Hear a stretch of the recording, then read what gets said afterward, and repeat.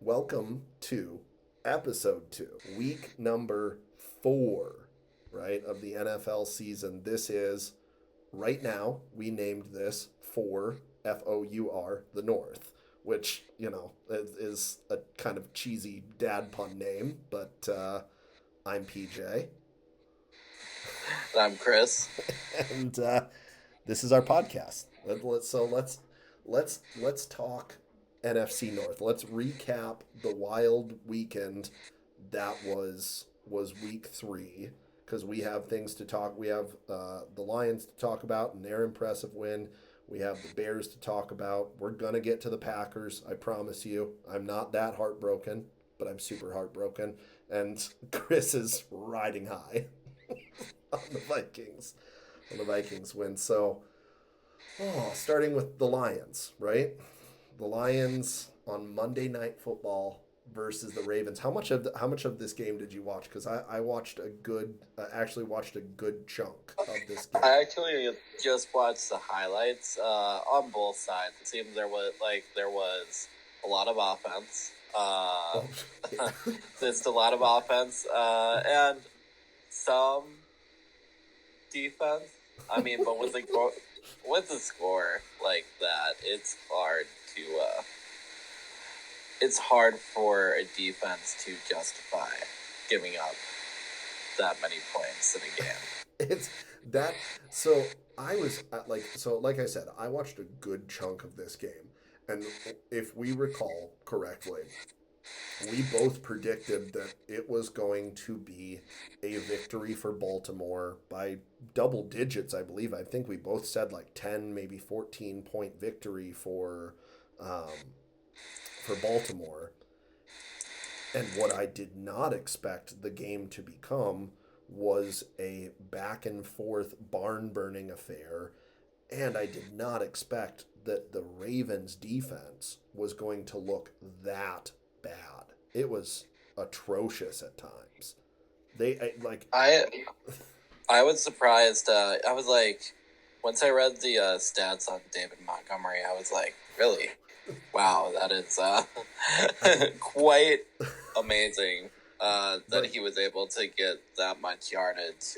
Their run defense was nowhere to be seen. It was porous. It was like freaking pouring water into a sieve. It just absolutely got torn up by Jahmyr Gibbs and David Montgomery. And there was a screen pass that David Montgomery took something like 75 yards. Just unbelievable to set them up in a goal-to-go situation where they, of course, hand off the ball to Jahmyr Gibbs or David Montgomery and score yet another touchdown. So at will, the Lions offense all of Monday night just did whatever they collectively wanted to. Right. And you know what? They got plenty of opportunities to do it, even though I felt that the Ravens offense still clicked. Lamar was still clicking. Saw a lot of good things there. I feel that it was a game where both, like, a defense had to step up at some point, or it was going to become a little out of hand in terms of scoring for both teams, Yeah, which it did. It it did did. become out of hand. Yeah. Yeah, I mean, I like if I'm a Ravens fan, I would be a little bit concerned about the Derrick Henry fumbling issue because in a big kind of critical moment where where the Ravens had the chance to kind of turn this game, there were multiple opportunities throughout the night, but they had a chance to turn this game, and Derrick Henry in a critical moment fumbled the ball, and every on the other side of that, the Lions offense did everything right. Their offensive line blocked well, so Jared Goff had time to make the reads and hit any of his open receivers and his tight ends. The running game was phenomenal. It just my question is, do we think in week 3 after seeing them beat up on the Ravens and beat up on the Bears, and that kind of now what looks a little bit like a fluky loss in week 1, do we like are we back to thinking that the Lions are contenders, or you know Uh, I think it's too early to tell. Look, there's a reason why the NFC North is one of the best in all of football, and it has been conferences in all of football, and it has been for a long time. I will say, you know what, there were the Lion. I say the Lions' defense wasn't as good because I feel like they could have sealed the deal earlier. mm-hmm. Lamar Jackson, and I love him. Yeah, Uh, he did not always make the smartest of throws on that game. From what I saw in some later highlights, I saw a lot of almost interceptions, and I feel like if the Lions would have gotten some of those, they could have controlled the game. Um, and I gotta say that Aiden Hutchinson came in and had a huge first sack, yeah, returning from injury. yeah, It just when you think about it, a guy like that on your defensive line is going to scare the quarterback 100% of the time. I mean, just think about when the Vikings had Jared Allen. Just think about when the Vikings had the purple people eaters. I mean, yeah. I'm using them as an example Right, because exactly. that's what I know. And even the Vikings line now is kind of a. I mean, there were yes, it was the Bengals, but they also had Justin Fields running for his Yeah, life in the first game. So it's really going to be a battle of the defenses here, and who makes the smarter plays on defense, who can kind of control the game early, and we'll get into that later yeah, uh, with the Vikings. But for right now, I see a bright future for the Lions, but I don't know yet that they are contenders. Like because this last weekend just proved that our predictions don't matter because all of the predictions that we made were false in some way. yeah. They were Actually, there were two, actually three games that we called wrong yeah. in terms of who was going to win. Exactly. Yeah, no. I mean, I agree with you that there's right now, I think the arrow is pointing upwards for the Lions again after, you know, like I mentioned, week 1 feels kind of like the outlier in the data set now because we're back to watching a Lions team that has this incredible offense that's scoring 30 plus points a game. And that was what they were doing last year with Ben Johnson. And now you take away Ben Johnson, you think, okay, well, they can't possibly replicate that offensive production and score that many points a game and be that productive again. And here we are going into week 4 saying Lions offense is pretty dang scary, and their defense also is playing at a very high level that's going to keep them in these games against good opponents because both you and I thought, okay, there's no way we're going to stop both Lamar Jackson and Derrick Henry. And they did. Like they did, you know. Right. I mean, but you also have to consider too. You got to consider injuries, right? Like, if I look at the offensive line from the Vikings, week one, and I'm comparing this to the Ravens versus the offensive line now, where with Darisaw healthy, like Yeah. that's a completely different situation. Again, we'll get Right. into that. But it's the same thing with the Ravens offensive line. They weren't healthy up front. And when your starting O line is down, unless you're the, unless you, unless you're the Bengals, it really puts a blemish on your game in terms of how many times is the QB going to be hurried to throw a pass that they aren't going to like. Because it seemed like, from my perspective, and again, I made the false claim earlier just because I know how frustrating it is for your defense not to perform better even in a win. Um, they have Lamar running for his life. Oh, for sure. Um, and even with how great of a quarterback Lamar is, you just can't. You can't get an accurate, like, throw downfield, especially if you're going to be sacked in 3 seconds or less every time. Yeah. Well, and there's only so far that the improvisation, right?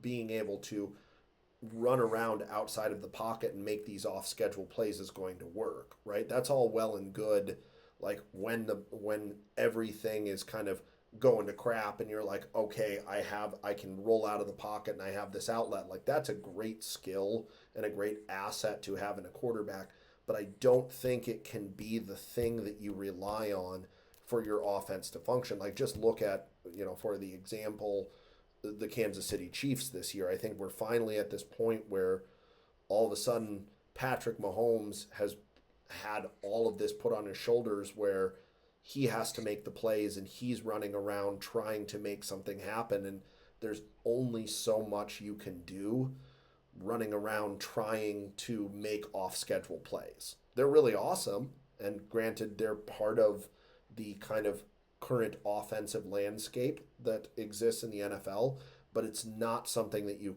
should or could rely on to have a functioning offense. And that's what was happening on Monday night. That the defense, the pass rush specifically for the Lions, was wreaking havoc on the offensive line for the Ravens and making those off schedule plays be rushed is what I'm getting at. That's why, like you said earlier, pass rush is important. Very important. You have offensive line play, you pay your quarterback a lot of money, and then you pay a pass rusher a ton of money to go ahead and get the quarterback. Right? Right. And what happened to Derrick Henry that game? It just seemed like he could not hang on to the football from I was watching fantasy that night and just seeing like I was just like, well, I'm glad I didn't pick him up. He went a little bit earlier. I'm kind of glad I got the running backs that I did because it just didn't work out for us. Like the Ravens offense looked like they were a mess. Yeah. Could that partially be due to the defensive or offensive line? I guess the defensive line getting through the offensive line to the quarterback, to the running back. And could it also be that the play calling on the coach's side just wasn't effective? I think it's a combination of all of what you just said, right? It's like it's the pass rush getting there, it's the bad offensive line play, it's the play calling on one side, it's the play calling on the other side. So I think there's it's a multifaceted thing that you have to look at. But from a play calling standpoint, there's probably the Ravens' hand is a little bit forced when you go into a matchup thinking we are the better team, we should win this game, um, and your hand is a little bit forced when all of a sudden this becomes a back and forth shootout affair versus a you know heavily dominated ground game with Derrick Henry and what Lamar Jackson can do. So I think that the dynamic that that game that they intended that play calling in that game to go shifted when the Lions really came out and punched him in the mouth and said, no, no, no, this is going to be our offensive game. You're taking a back seat to our coordinators and our running backs and our wide receivers and frankly Jared Goff, who here he is looking phenomenal. So Right, and well, with David Montgomery having a great game, no, so I actually misspoke earlier. So the Ravens' offensive line just played terribly. No ifs, ands, but with being tired, and we're gonna make a lot of mistakes yeah, as we first start out, folks, because this is new for us, both of us. We're yeah, getting in rhythm. Our second, just getting those preseason games out of the way. yeah, yeah. Uh, You got to have where some junk that you throw out there sometimes. right. But it was actually the defensive front. They had two guys out that were great run stoppers. Gosh, I'm gonna butcher this because I do every time. Uh, Madue, I think it's Madu Bleak and Oh Van man, Noy. They were just. I mean, when they're injured, it's hard to stop the run, yeah, uh, especially against a big guy like David Montgomery. yeah, yeah. I mean, from a pure statistical standpoint, for what it's worth, the Ravens defense has been the worst in the league in terms of giving up yards and giving up points. Like they are not good. They did not look good in week one. They gave up a boatload of points and a boatload of yards to the Bills, and then they played Cleveland and lost and won by a point, and then they gave up a boatload of points and yards to the Lions. So I think this so far for the Ravens has been up and down, but as I said, what it means is that the arrow is pointing upwards, and there's a very bright spot right now for Lions and the Lions and the Lions fans. And further down the road as we get into more divisional games, I think we might be looking at it could possibly be a three-team race. There's always a stinker, right? Where you're like, okay, this team clearly is not on the same level as these other teams.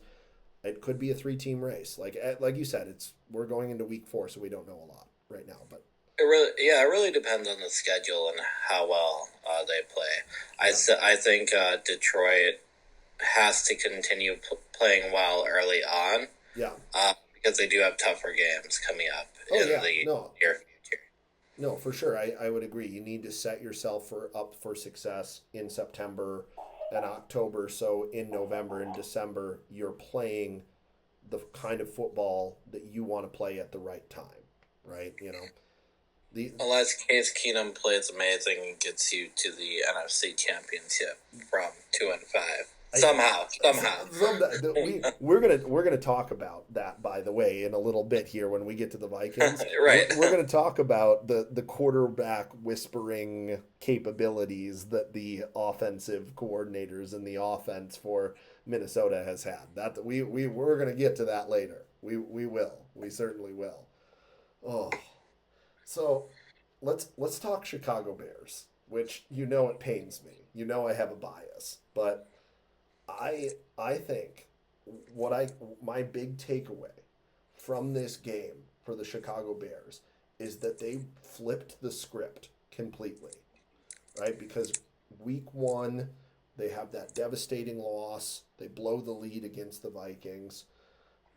Week two, they get beat up badly, very badly by the Lions, where Dan Campbell and the Lions are saying we're going to stick it to Ben Johnson. This is a revenge game, or at least it had that look. And then week three, both you and I, going into week three, said, okay, Dallas is a better team than the Bears, on paper, at least. C.D. Lamb and George Pickens and the offensive line talent. You know, you can say what you want to about the defensive issues after trading Micah Parsons, but we thought Dallas was the better team. And wow, did Chicago come out punching in that matchup. Like things clicked finally. They're throwing to their playmakers, Roma Dunze. They're throwing to Luther Burden. They're getting their tight ends involved. The There was far less of the chaotic off schedule plays and more of the this is what the offense for Ben Johnson is starting to look like, where we're doing a little bit of what we saw with those gadget plays in Detroit, but it's now translating over to Chicago. There's it was the double pass, the flea flicker, where uh, Caleb Williams just throws an absolute laser to Roma Dunze for a touchdown, and it's like that was unbelievable, and that is the offensive design that we were talking about, the Ben Johnson offense that we're like, this is what it could be. I think it completely kind of could be, in my opinion, a kind of script flip game where this changes the narrative for the season going forward. So I think like we're in week three, we had a big turning point for the Bears to say like, okay, can you now string a few wins together and maybe kind of get into this conversation about being a potential wild card team, maybe. And I know we're getting ahead of ourselves, but like I said, this game flipped the script for them. Is my big takeaway. Yeah, I would say that it definitely helps when you get a big win early on. Week three, you're 0-2. At that point, I think you need to win Yeah. almost a little bit.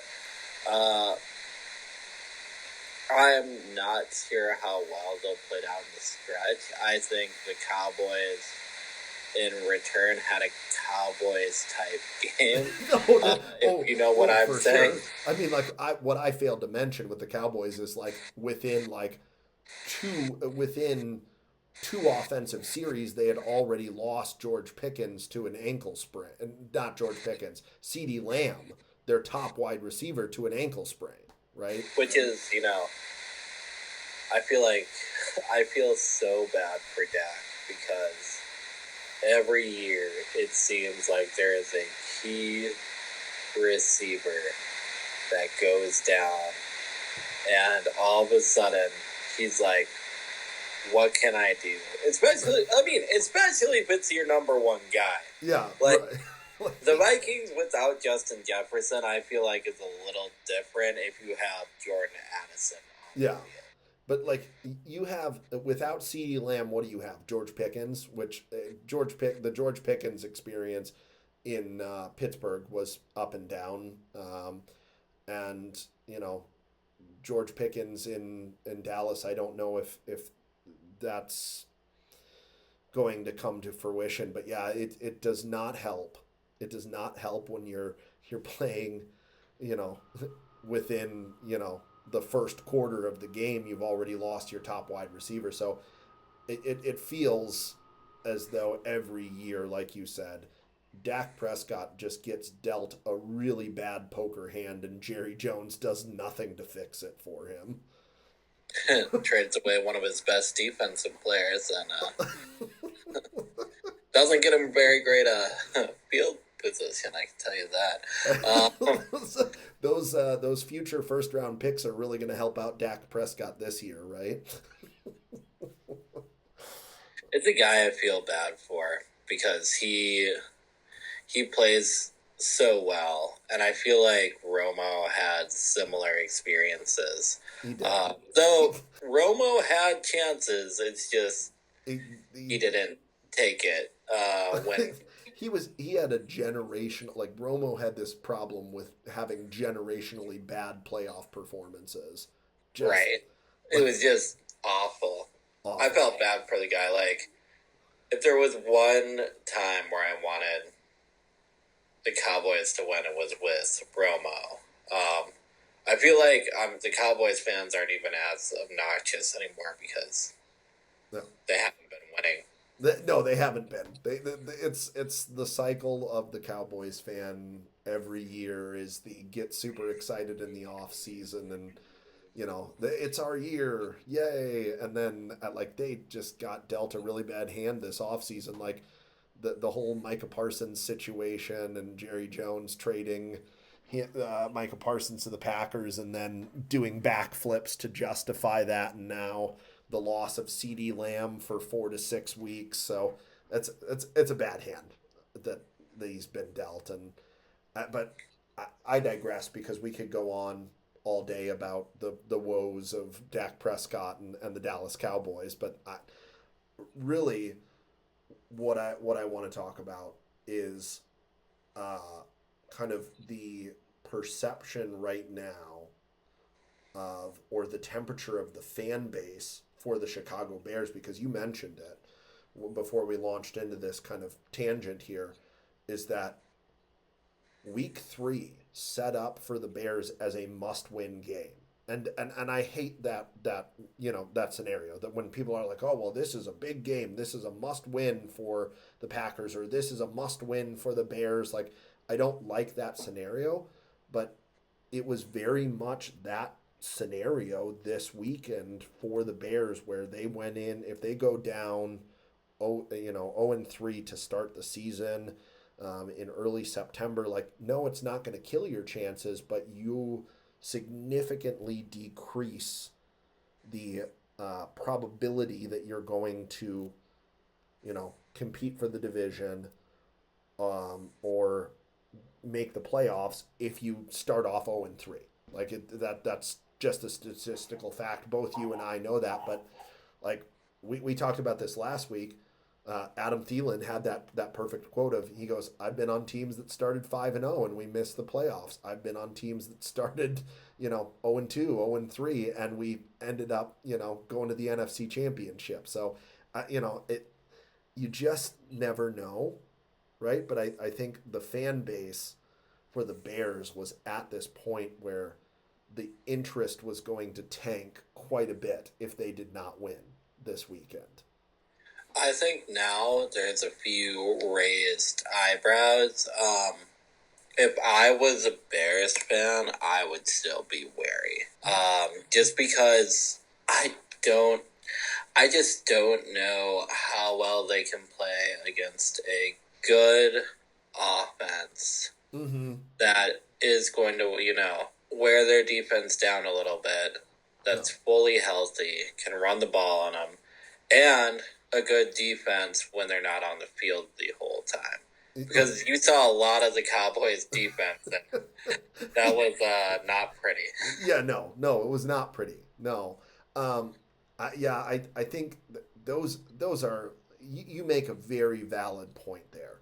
That it's there is certainly, if I was a Chicago fan, and oh God, that would hurt, but there is this degree of skepticism because Chicago fans have been burned before. They've had these, flashes in the pans. Like, they, with Mitch Trubisky, they had this with Justin Fields.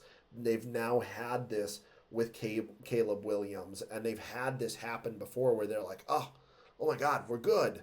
We're like, everything's riding high. We have a great coach. We have great players. Like, everything is going good. And then, like, these scenarios come up where they lose a close game in week 1 or week 2, and all of a sudden they're staring down the barrel of, oh, we're 0-3. Like, now we can't dig ourselves out of this hole.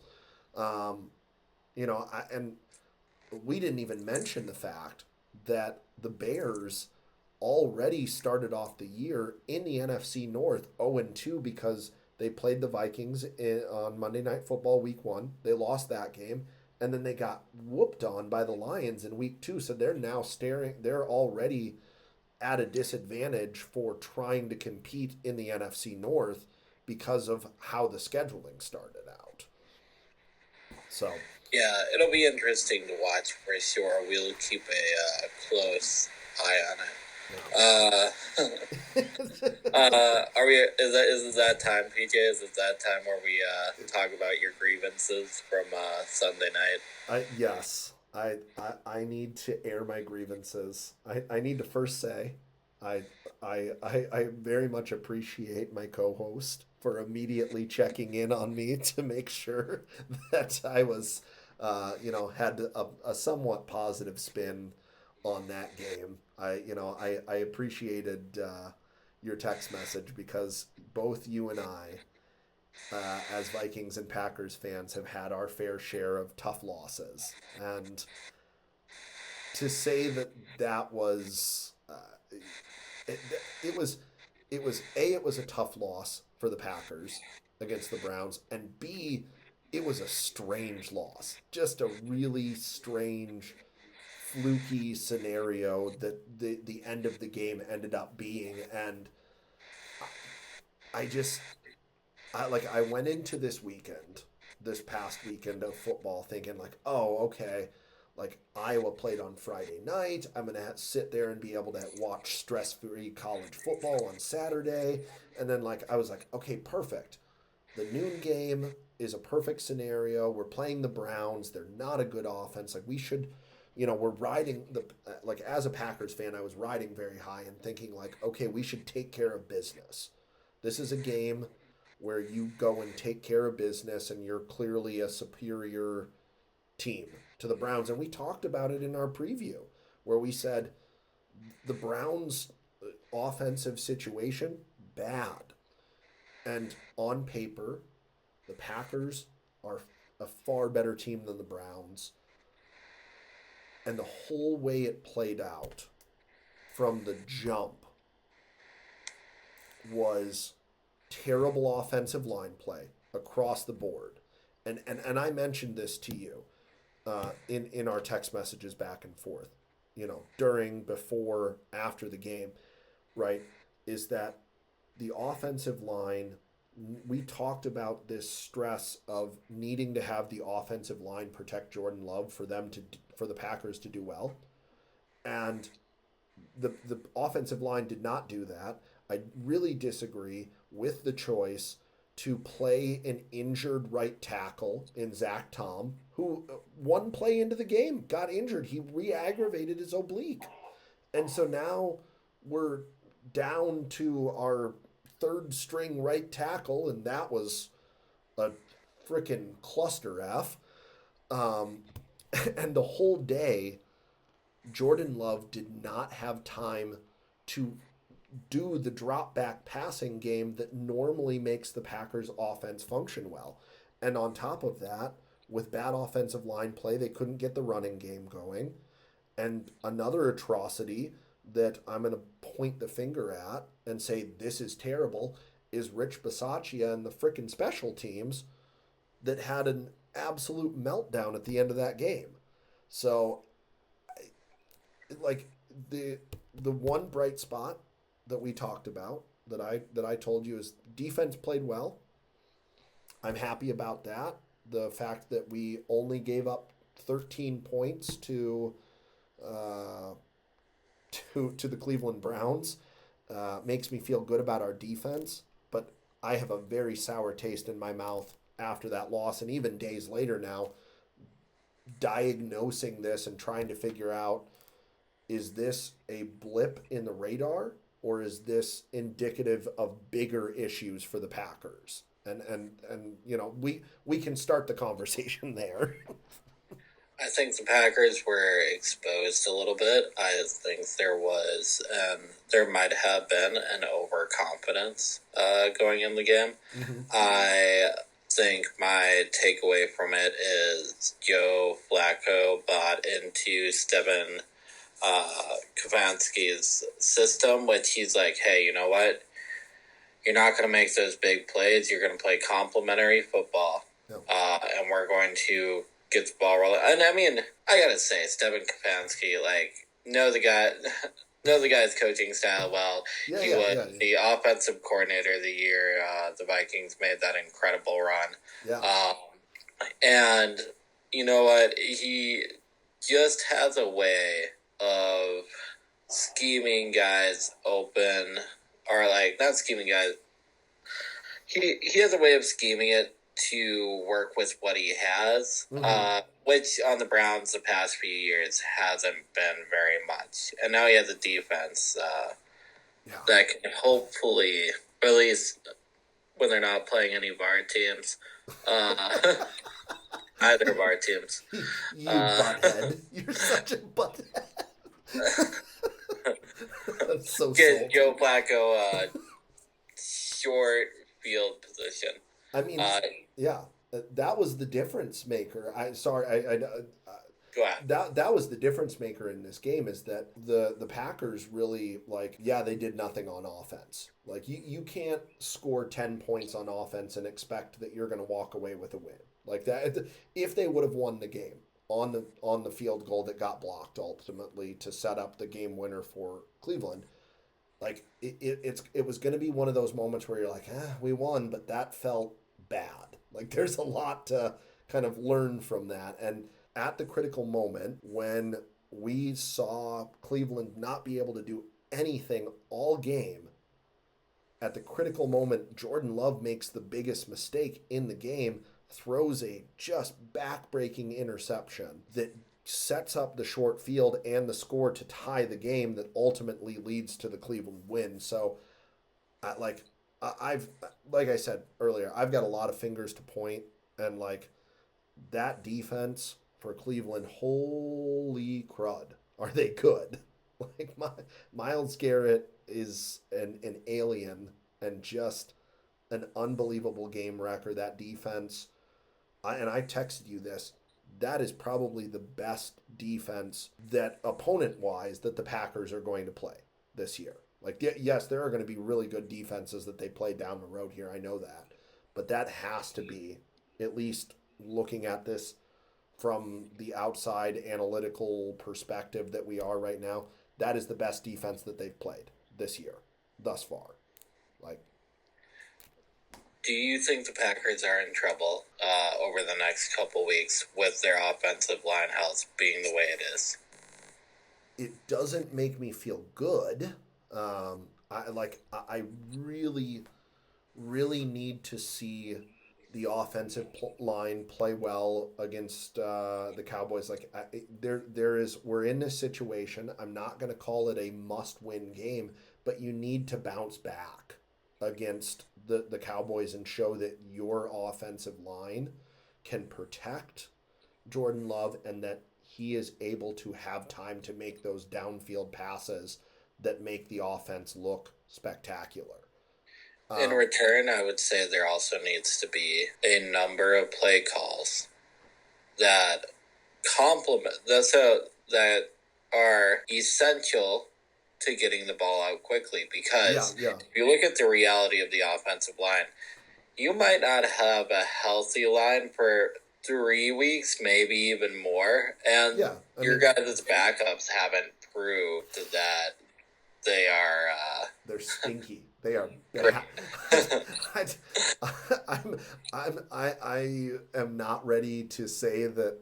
Well, maybe I am. The right tackle that they currently have right now, Jordan Morgan, is bad, very bad, and you can't have that sort of situation. And I'm a little bit concerned. In terms of the caliber of opponents that you're going to play. Now, they do get the advantage, right? That after they play the Cowboys this week, they get a bye, right? So they're going to be able to rest and hopefully get one of those offensive linemen that's been ailed with injuries back to a little bit healthy. Because I think even at 85, 90%, the second right tackle is better than the third string, right? So I think you need to get guys a little bit healthy, but like you said, that's going to take some time.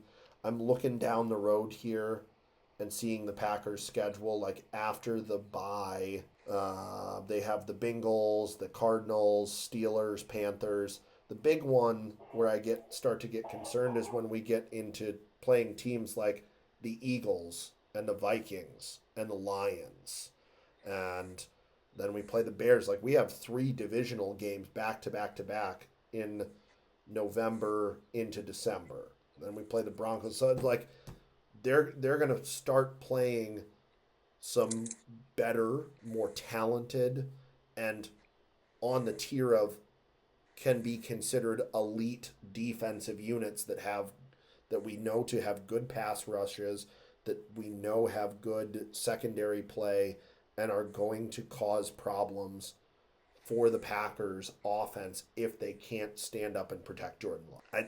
It's going to take some time. I don't know what level of panic I need to have. Let's call it like a yellowish orange right now. That's where my level of panic is right now. Yeah, I got to see how they adapt next week. That's for sure, and hopefully they can. I hope it's a foot race to the end. I mean, honestly, I'd love to see my team like comfortably in the playoffs for the first time in a while, but I feel like even when a team's been quote unquote comfortably in the playoffs, uh, they're not always that way when it comes to the NFC North. There's always a team chasing them, and Yeah. you're more than likely to see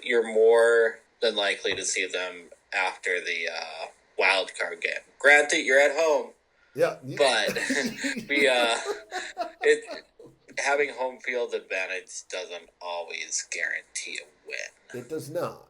I mean, I just think that like again, this division race I think is gonna be a lot tighter than we might have thought it was going to be. Like I said, this might be a three-team race. Like we might be looking at deep into the season. We're talking about later into November, even December, where we are, finally getting this clear picture of okay, like it's the Vikings, it's the Packers, it's the Lions, it's the Bears. Like I think it's going to take some time down the road here, just based off of the way the scheduling went this year, to figure out how this division is going to stack out this year.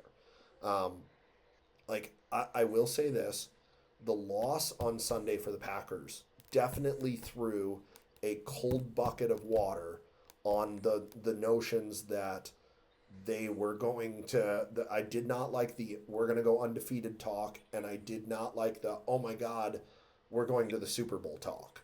Like I did not like either of those, and there's definitely been some ice water thrown on those notions for the Packers as a team, and the Packers fandom. So I think it's time to, after a loss like that, to take a step back and reassess and learn from the mistakes that you made. Find a way to correct them now in September, going into October, so they don't come back to bite you in December and January. Because that's when it's gonna. If you want to be a contender, you can't. This sort of loss is not acceptable. You can't do this. So you need to get this corrected quickly. Is the point I'm making. But better that it happened in September than in January, right? So Right, and I mean, you guys didn't have a healthy line. There's that, and it's still early. Like, you got to take it game by game. It's going to be. I mean, if I'm being honest, it's going to be tough for the Packers oh for the yeah, next couple weeks. yeah, However, do I think they could beat the Cowboys? Yes, but we'll get into that when we yeah. Predictions. into predictions. Yeah. Yeah. Well, and you know what? You know what? To quote a crazy guy that once played for the Packers, like he once told the fans, we got a RELAX. That's what we got to do. That might have been the year that I got to meet. Was that the same year he went down? Yes, it was. No, Yeah, I that got was a to year meet him. I later. got to meet him that year. I did you? Yeah, no, you did. Yeah, you Yeah. did get to meet him that year. You And that's bastard. a story for another time It on is. podcast.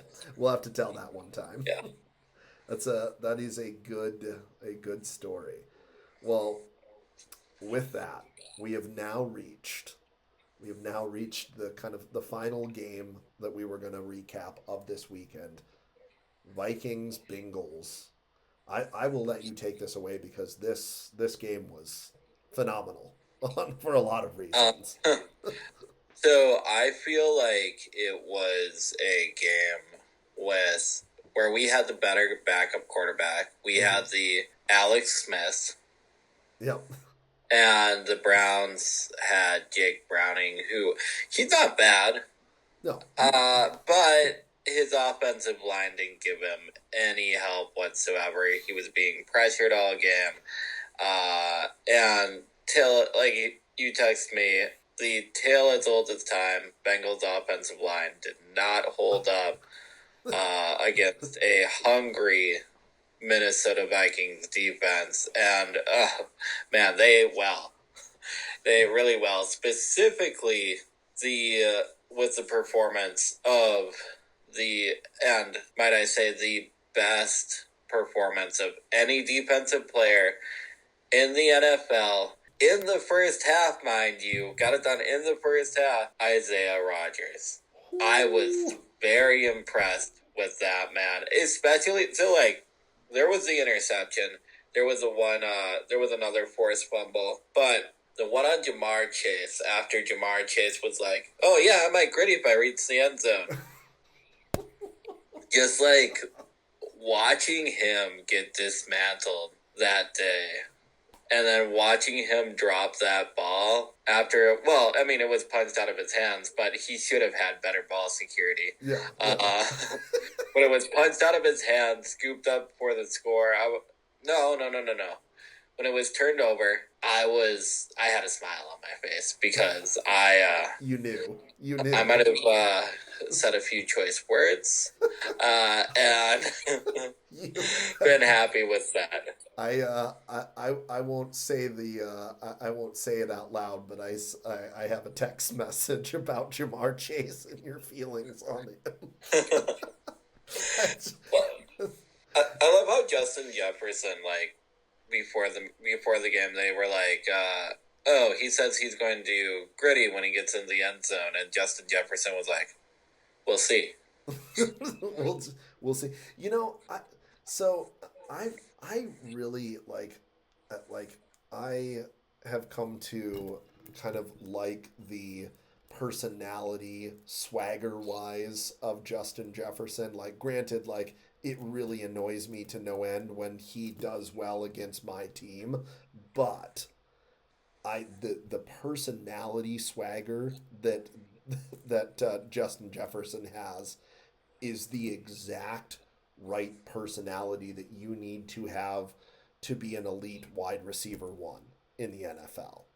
Like, just phenomenal. And it's just like I don't want to call him a diva, but like there's a little part of you that needs to be a diva, that needs to have that elevated over the top personality to be a really good wide receiver in the NFL. Yeah, and it's funny too. Like I feel like there's a lot of times where he just lets his play do the talking, Yeah. and then he's like, "Look at what happened."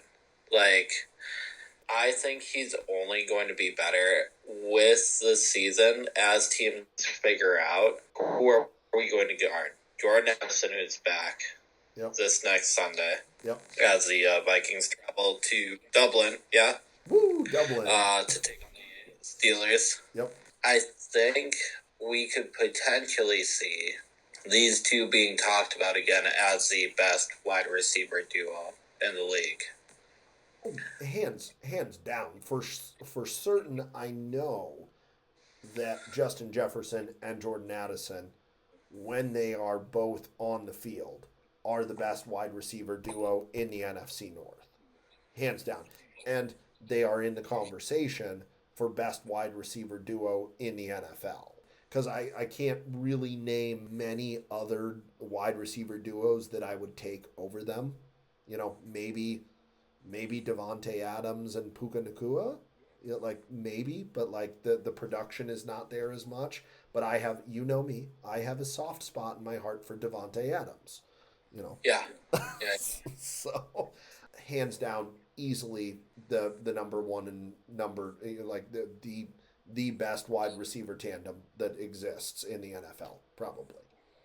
And I think you'll see with the wide receiver trio, or actually, you could say the best wide receiving core, because I can't even like say the four best wide receiver team would be the Vikings when I'm like, oh, hey, but then I'm forgetting about another option, which would be Hawkinson and Josh Allen. So the Vikings have weapons. Yeah, they do. They do. Clearly, they have offensive weapons.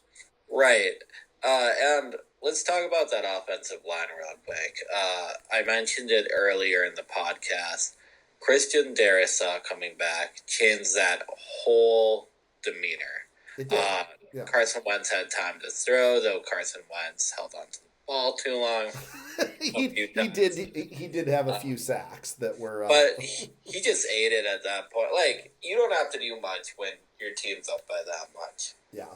Well, and I mean, that's kind of like, I think that's a little bit of like the fact that he's older now, right? Like he's in his 30s, he's not in his 20s and new to the NFL and playing at an MVP level, which he doesn't have to. That's the point that you're making here is that, you know, the way that the defense was playing, and we're going to get to this, on Sunday made it so Carson Wentz didn't have to really do much other than just drop back and make the smart throw when he needed to make the smart throw, right? So, right, or if he didn't see it open, he's like, I'm not going to turn the ball over.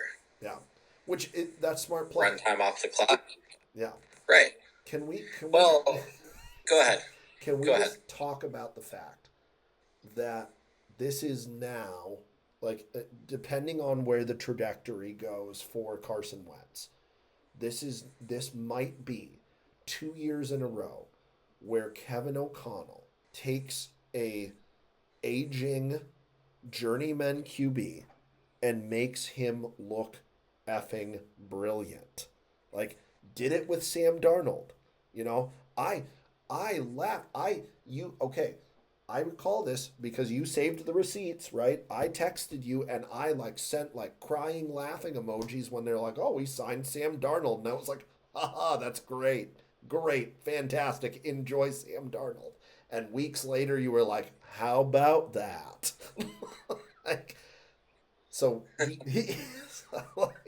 he revives Sam Darnold, and now we have Carson Wentz, who, you know, is going to be put in this similar situation where you have phenomenal offensive weapons. You're getting Jordan Addison back, lucky, and you now have a quarterback that is set up with a defense that's going to put him in good scenarios. So all he has to do is just drop back and go, oh, there's Justin Jefferson. Oh, there's Jordan Addison. Oh, TJ, okay. Oh, Oliver, oh, okay. Like, gosh dang it. Like, and you know what?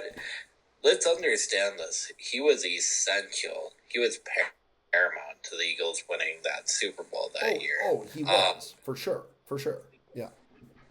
Granted, I mean, it was tough to see him traded. I didn't make much sense to me, but I know quarterbacks generally want more money after they've had a year like that, and I think he wanted to start. But I honestly think he could be a 2-year project for the Minnesota Vikings if they believe JJ needs a little bit more time to develop. And you know what?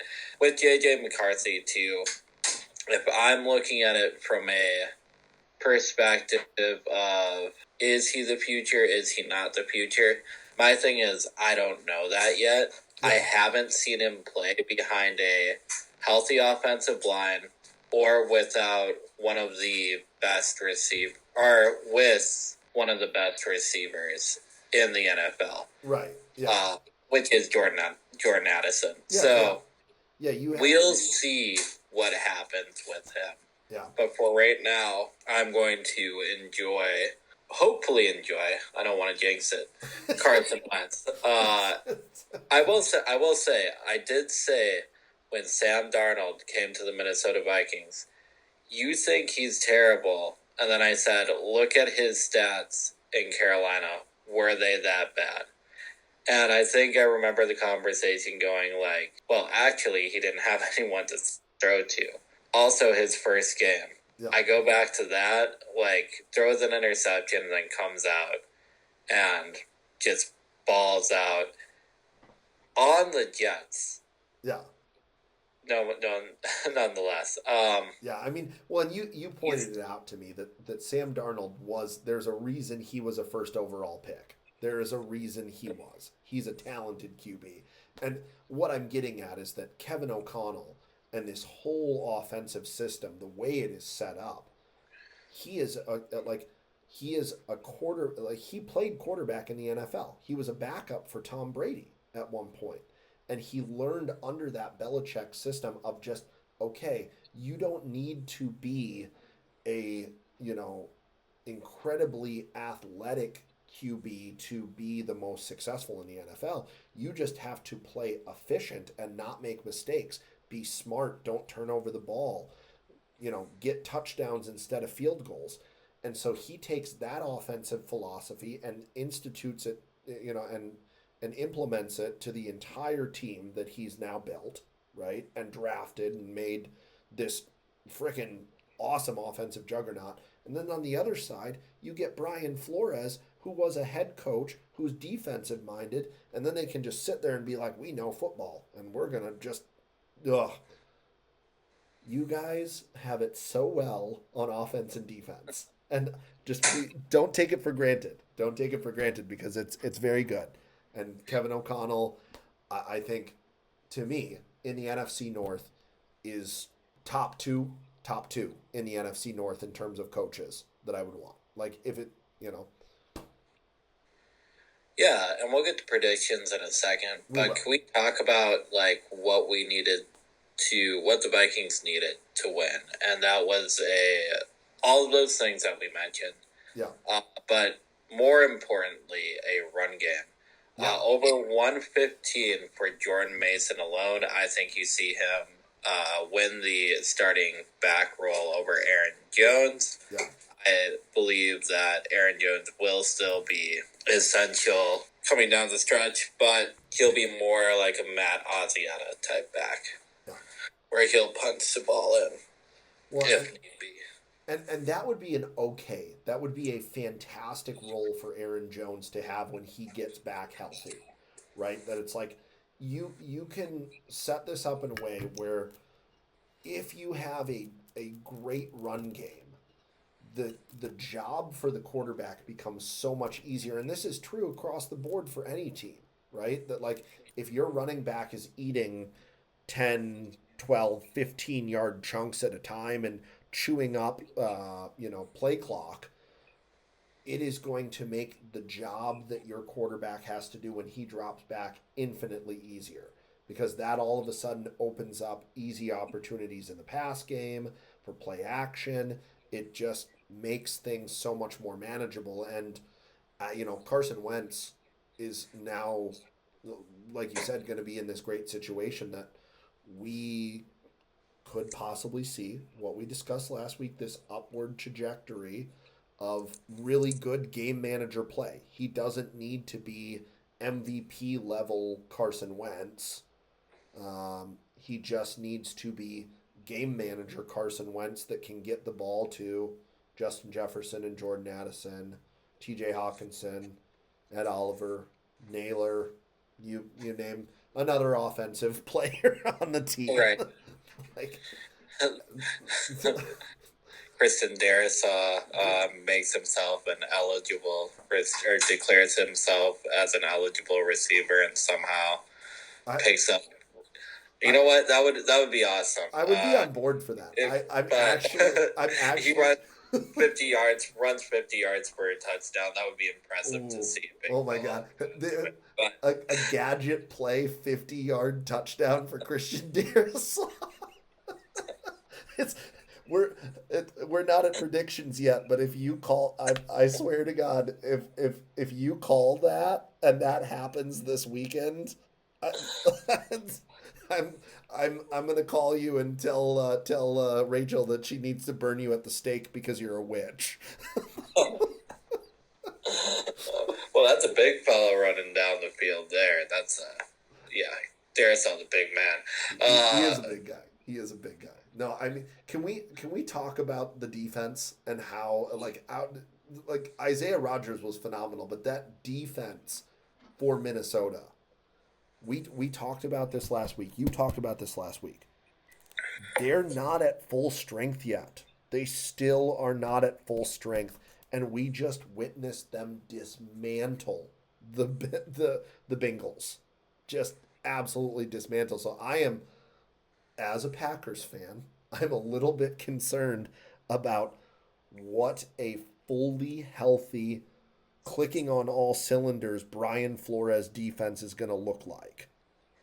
At, Yeah, and the thing is, we'll see. They played against a team who had a backup quarterback, and they blew them out of the water. They showed no mercy, and they definitely took their shots when they could. It's just like I feel if they would have let up, that would have. Some people would say it's disrespectful to run up the score. I feel kind of like they were like, if you can't stop us, yeah, then we're gonna keep going. and that's And you know that was just the case. Like, don't disagree with what they did because honestly, they tried to run the ball to run out time a little bit, and look what happened there. Like Mason had a big game because of it. It yeah, just ends up being like one of those games where you don't expect the score to get that high. I was like, after at halftime, I was like, okay, like they're gonna back up a little bit, no. back off a little bit, and then I'm like, oh, well, no, this is pleasant for me, but probably not pleasant for the many Bengals fans watching. No, but you know what? It's the NFL. Like you make a valid point that like if you can't stop, like this is the NFL. These are grown men getting paid millions of dollars to play a game on the field, and if you can't stop a team from scoring, that's not on the team. It is not up to the Vikings in that moment to stop their offense from functioning, right? Like in college football, like I can agree with it. Like, okay, let's back off. Let's put the second string guys in. Let's not try to run this up. But like in the NFL, if you have an opportunity to score points, you're getting paid millions of dollars to do it. So do Right, it. which the Vikings eventually did in the fourth quarter, Yeah, but but like I digress. yeah, you digress. But no, I mean that defense. We've mentioned this. That defense, when it gets to full strength, is going to be, I think, a. They're definitely to me a top 10 defensive unit easily. Um, they have the potential when they are fully healthy and clicking on all cylinders to be a top 5 defensive unit in the NFL. If not top three, If if not, not top it three. could be like I um, you know, like I said, get everyone healthy, get them clicking on all cylinders, and that's a scary good defense. And as I said, as a Packers fan down the road, that concerns me because we gotta play the Vikings in November and January. Like we got games coming up later in the year that all of a sudden there's going to be some tape, and those are going to be interesting matchups. So Yeah. Well, shall we get to predictions? I think we Okay. should. Yeah. So first we have the Browns and Lions. Could this be a potential trap game for the Lions? See, I had that very same thought. I did. I looked at this and I said, okay, like are the Lions at this point where they're riding high and they think they feel invincible again? I want it to be like I want everyone to like run into the Browns defense and be like, oh no, we can't function and they lose somehow. But I just don't foresee that happening, right? I think if you have a scenario where this is very much a scenario where if the Lions don't prepare and they don't show up, they're going to lose this game. Um, but I don't foresee it happening. I think the Lions probably are set up with the defense they have and the offense that they have to kind of handle this game and walk away with a two-score victory in this. They should. See, I'm going to go Lions. I'm going to go Lions by 3. And my Okay. reasoning why is Yeah. because I believe one of two things could happen. So it's going to be 3 or 7.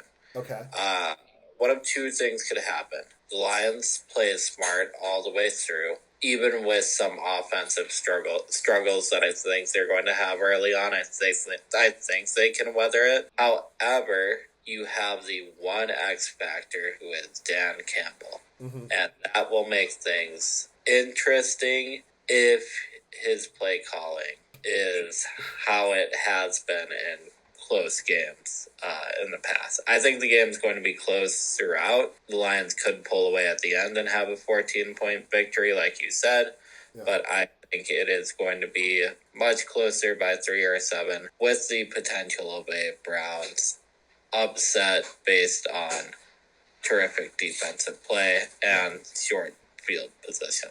Okay. I can see that. I see both sides of the coin there. I see the argument that you're making. I just, yeah, I would hate to, like, I don't want to wish ill upon any of the other division opponents.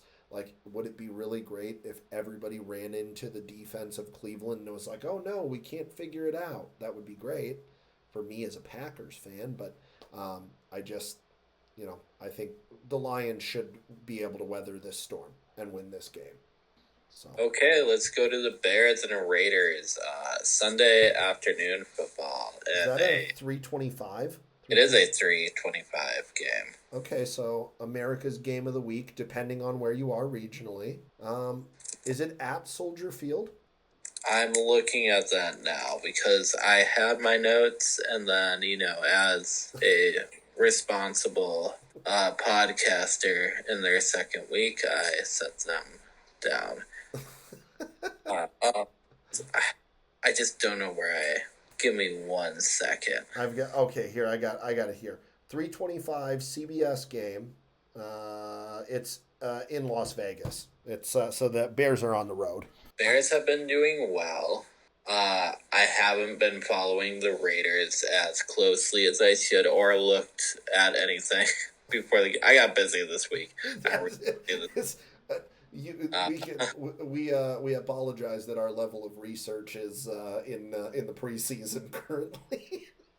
we um, will do better. we I will. think it's going to be an interesting game. There are two 1-2 teams that have a desire to turn things around this week, and it's going to be competitive. My gut feeling, Yeah. based off the little knowledge that I have, would be Bears by 3, but they are on the road, so there could be a potential for the Raiders to win by 7 to 10 if they play their cards right. If you can get Caleb Williams running, Yeah. and bring the pressure, he kind of showed that that first and second week, he wasn't really good against a great defensive line. So my little bit of analysis that I have for this game, my brief research before I hopped on this podcast, is that the Bears' run defense has been suspect so far.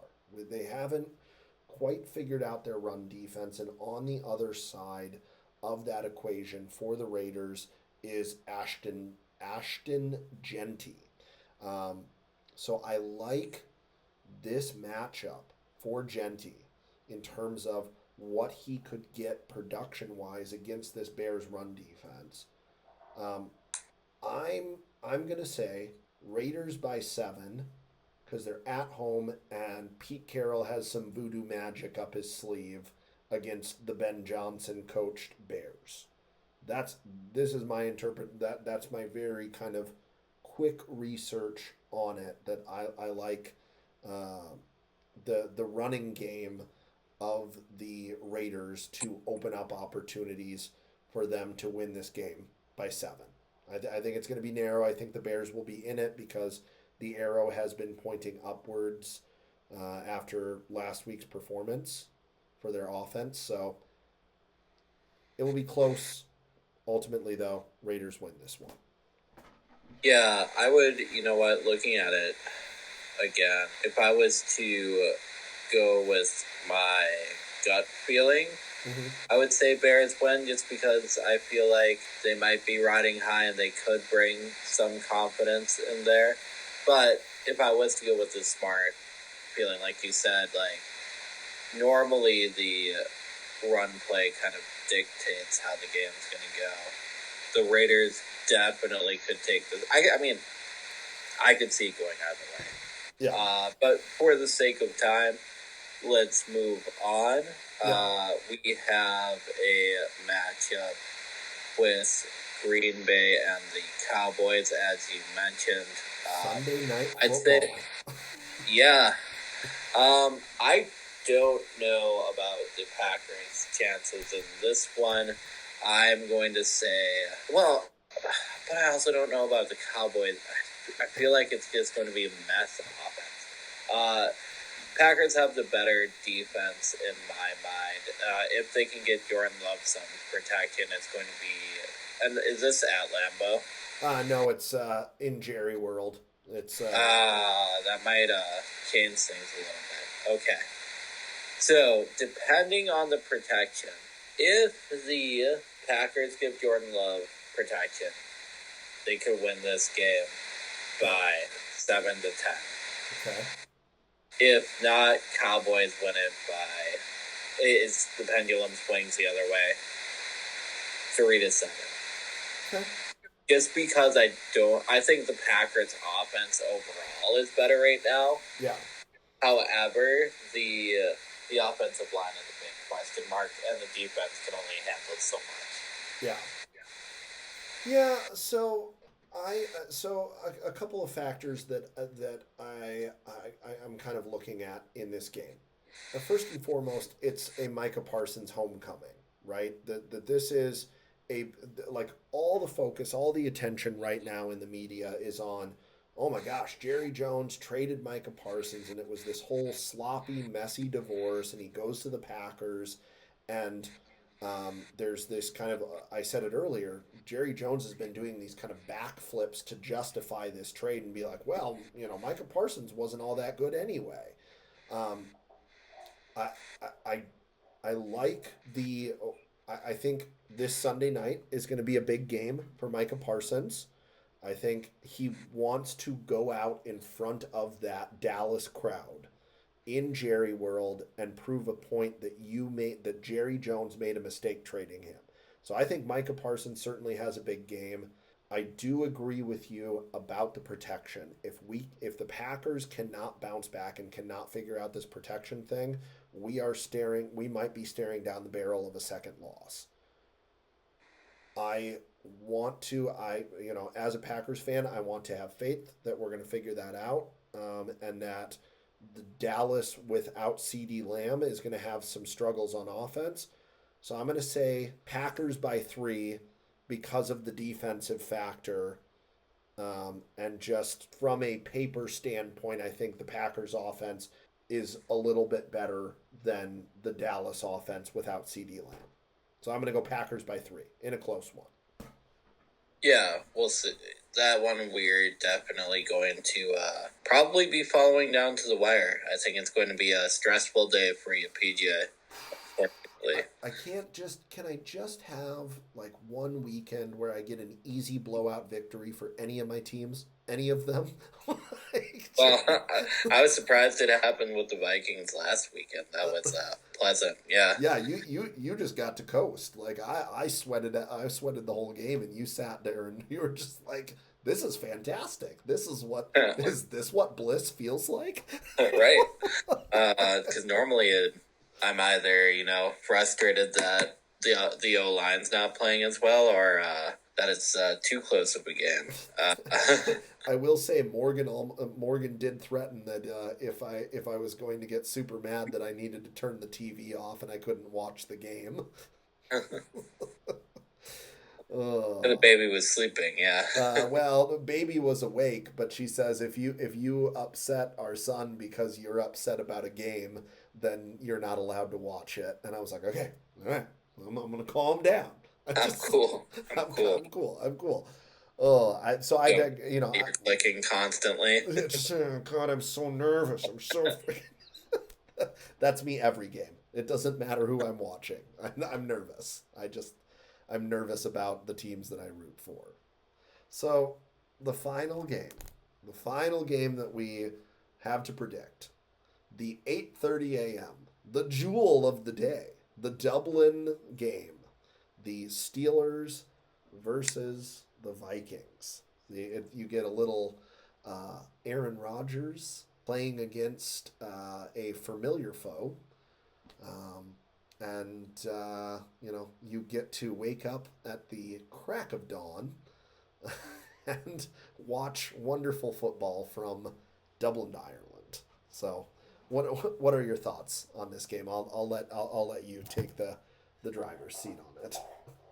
If the Vikings can play smart football, if they can have an organized defense and an organized offense, and they can both complement each other by running the ball and getting key stops on second and third down, making sure that Rodgers has to go third and long versus third and short, I think the Vikings do well.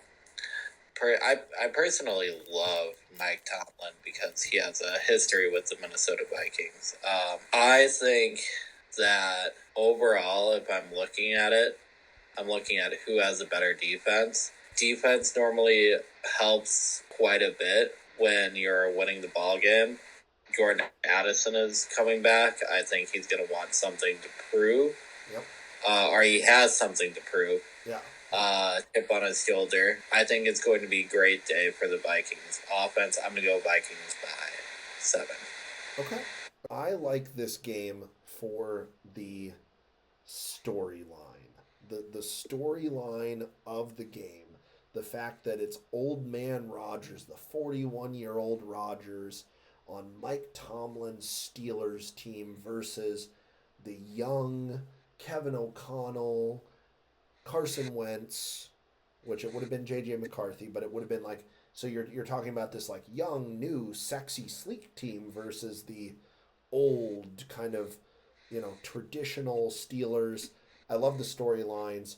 I do think that Rodgers is going to have a good day, um, but I don't necessarily think that that means that the Steelers are going to win because, as I said earlier, Brian Flores and the defense for the Vikings that is starting to find its footing is better to me than what the offense for the Steelers can do. Now, granted, Aaron Rodgers could have a vintage Aaron Rodgers moment, and he could throw for four touchdowns and 250 300 yards, and we're like, oh my god, who could have seen that coming? Um, I don't think that that's going to be the case. I think he'll play well. I think this is a close game, but I do agree with you. Vikings by 7, just because the defense and the offense is going to be better on the Vikings side than it will be for the Steelers. Well, let's look at it too. Like, did the Steelers really look great against the Patriots last week? Uh, I would say like they were given, yeah, no, not really, because they were given opportunities. They were given short fields because of 5 turnovers. Right, and it was like, I don't know, they didn't really do a whole lot with what they had. Yeah. So, like I said, it might be a tough game. Uh, However, I don't think I've seen the Steelers play anyone of real value this season to justify to me that they're going to beat the Minnesota Vikings this Sunday. Now, they could prove me wrong, Good. but when you have a hungry receiver with something to prove, I think you see Addison have a big game. I'm going to go Addison. So my prediction this week for the Minnesota Vikings is the Vikings win, and Addison has... I'm going to go safe. I'm going to say 85 plus 85, yards of 85. reception. Okay.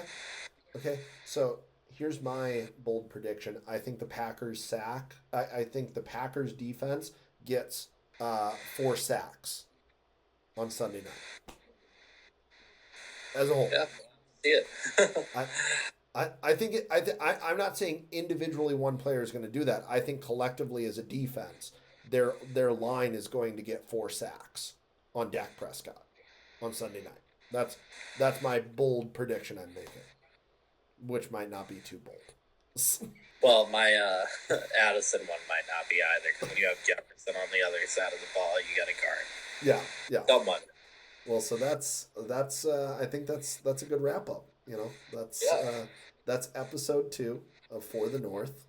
We both, Chris and I, we really appreciate you listening to our musings, our ramblings about the NFC North. If you could, please like and subscribe and share this with your friends. Give us a follow. Do all of the things to engage with it, and we'll be back next week for another episode of this brand new podcast that we're doing. All right. Peace, folks. Peace.